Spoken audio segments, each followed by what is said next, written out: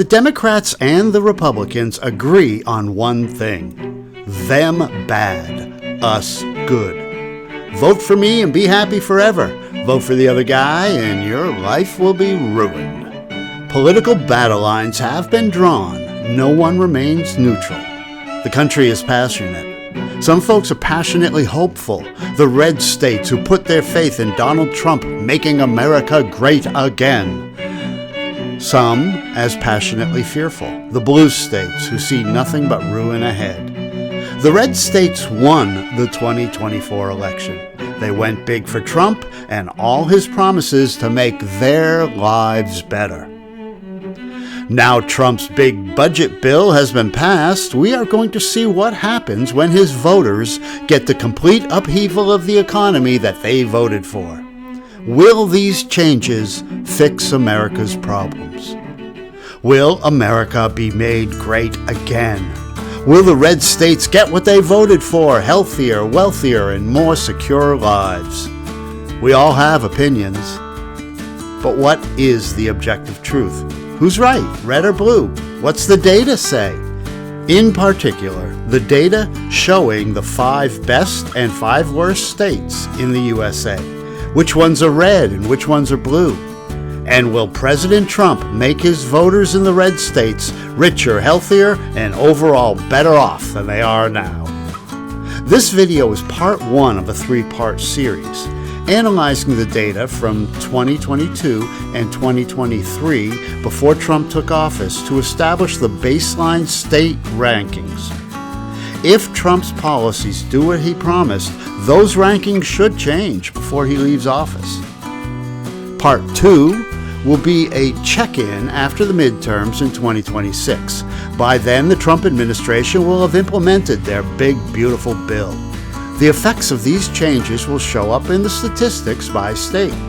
That video will analyze statistical changes asking, are things getting better for the red states? Part 3 will be at the end of Trump's term in 2028. That video will analyze how the state ranking has changed or not changed since Donald Trump took office. Did the red states get richer, healthier, and happier? What happened to the blue states? In order to rank the 5 worst and 5 best states in health, wealth, and wisdom, we're going to take a look at 5 data points for each category and rank the states. Then we'll take a look at which states voted for Trump and which states didn't. Good education results in higher income and more professional success. In this category, we're trying to determine how much education is valued by a state. Spending per pupil. Money isn't everything in education, but more money always helps, and budget cuts never make a school better. New York leads the nation at $24,881 per pupil, and Utah is dead last at $7,951 per student. High school graduation rate.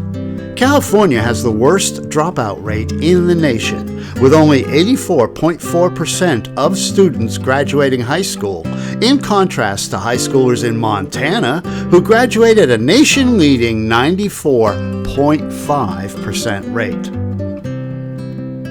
Post-high school education rate. Trade schools, vocational schools, and community colleges are proven paths to success. Rhode Island has the most citizens who went on with education after high school at a 59% rate.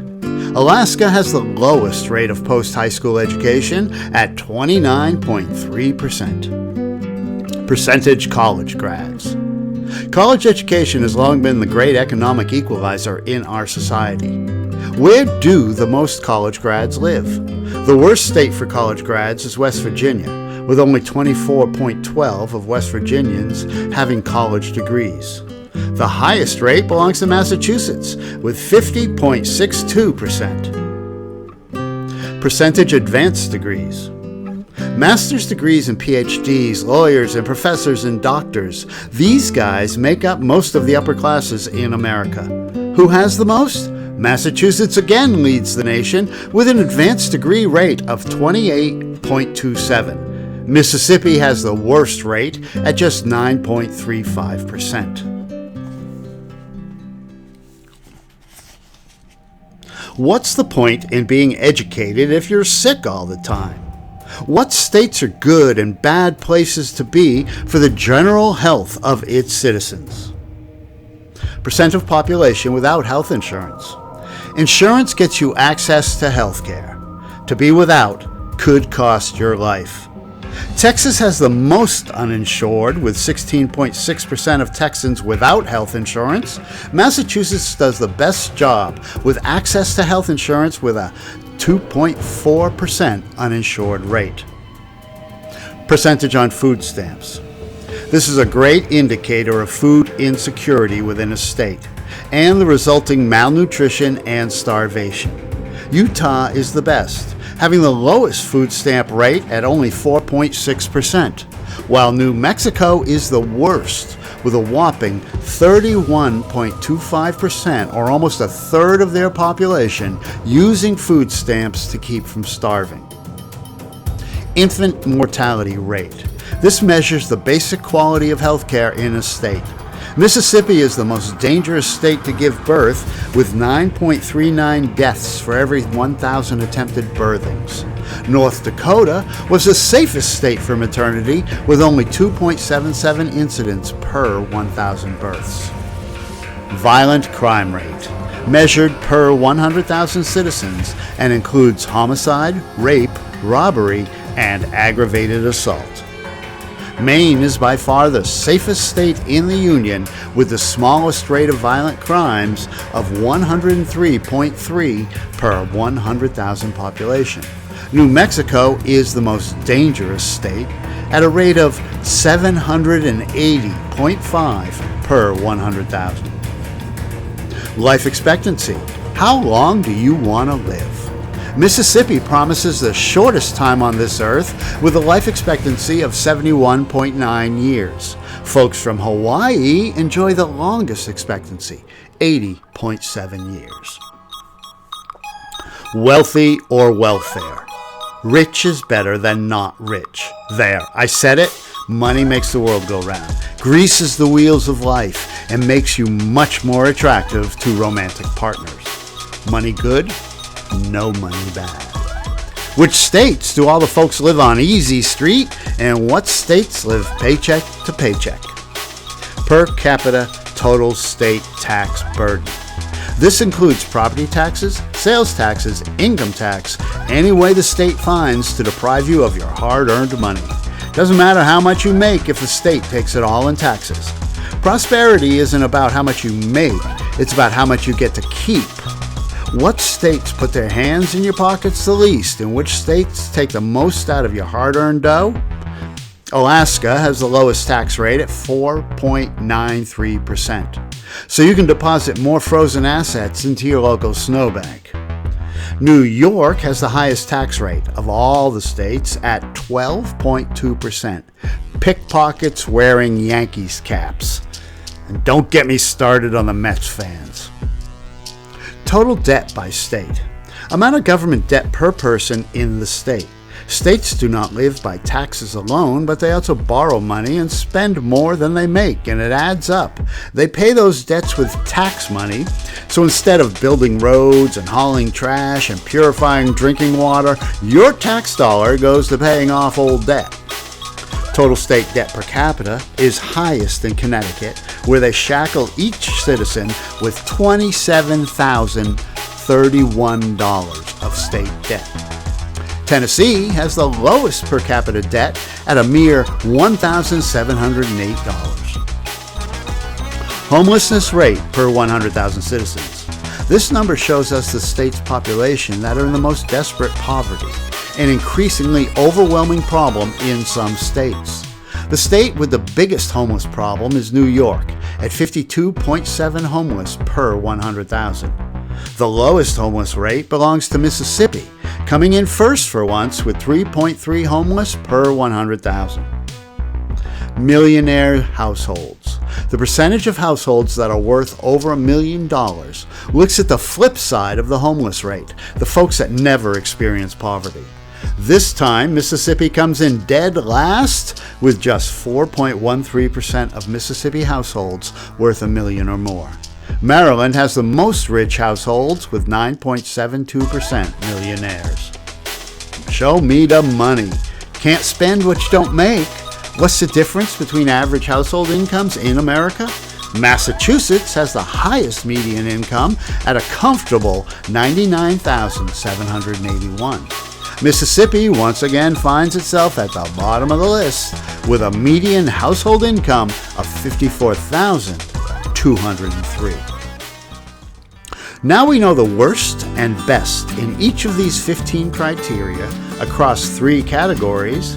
Let's look at the 5 best states and 5 worst states across all these criteria. The 5th best state is Vermont.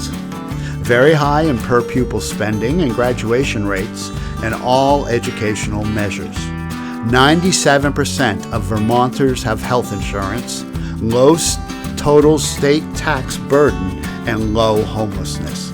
Vermont's a great place to live. The 5th worst state by the stats is New Mexico, the state using the most food stamps and suffering the most violent crime in the whole country. Poverty with a side of violence. They say it builds character until it kills you. The 4th best state by the stats is New Jersey. High state debt, but also high income and lots of millionaires and great schools. The 4th worst state by the stats is Nevada.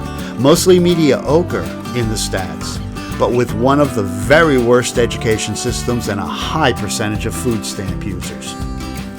The 3rd best state by the stats is Maryland, which has lots of advanced degrees, high household income, and the most millionaires in the country. The 3rd worst state by the stats is West Virginia, with very few college degrees, 2nd most violent crime, 2nd lowest household income, and very low life expectancy. The 2nd best state to live in by the stats is New Hampshire. Low food stamp use, 2nd lowest violent crime, high graduation rates, low taxes, and high income. The 2nd worst state, number 49 of 50 in our stats, is Mississippi. The highest infant mortality rate and lowest number of advanced degrees, lowest life expectancy, and lowest average income. Only the fact Mississippi has the fewest homeless people in the nation saved it from being number 50. The very best state to live in by the stats is Massachusetts. Number 1 in college grads, advanced degrees, health insurance. Number 2 in infant mortality. Massachusetts does use a lot of food stamps, but it also has a lot of millionaires and the highest household income in the country. The very worst state to live in by the stats is the, quote, great, unquote, state of Arkansas. To be fair, not the worst state in any category, but still containing enough violence, poverty, lack of opportunity, poor education, and infant mortality to help the third world country of Arkansas squeak past Mississippi to claim last place among all 50 states. Now let's see if there's any pattern to be discerned by the politics of each state. Who voted for Trump and who didn't? Does how they vote have any correlation with a state's ranking? The results of the election gave Trump victory in 34 states and Harris carried 16. So if politics makes no difference, we should expect to see 3, possibly 4 Democratic states in the 10 states we're looking at, spread between the best and worst categories. Let's see if politics matter. Our number 5 state, Vermont, voted Harris. Our number 45 state, New Mexico, voted Harris. Our number 4 best state, New Jersey, voted Harris. Our 46th best state to live, Nevada, voted Trump. The number 3 best state, Maryland, went for Harris. State 47 out of 50 voted the third worst, West Virginia, voted Trump in the election. The second best state to live in, New Hampshire, voted Harris. The second worst state in the Union, Mississippi, ranked 49 out of 50, voted Trump. The very best place to live, statistically, we should all be this lucky, Massachusetts voted Harris. And the very worst hellhole in America, dead last, 50 out of 50, Arkansas cast their ballot for Trump. All the best off states voted Harris. 80% of the worst off states voted Trump. The best states to live in are currently all Democratic leaning. Most of the worst states to live, vote Republican. If Trump delivers for his voters, the stats will show the worst states getting better and the liberal states doing a little worse. And if Trump delivers for his voters, the Republicans will romp in the midterms. But if Trump fails, the big budget bill is political high stakes, and every American will have to deal with the results Trump's new law will bring. I can't wait to find out what happens. Join me for part 2 of the best and worst states Do Politics Matter, to be released right after the midterms in a few too short months. Should be interesting to see if all this change coming from the Trump budget tax bill makes anything change for the red states, or if the rich states stay rich and the poor states stay poor.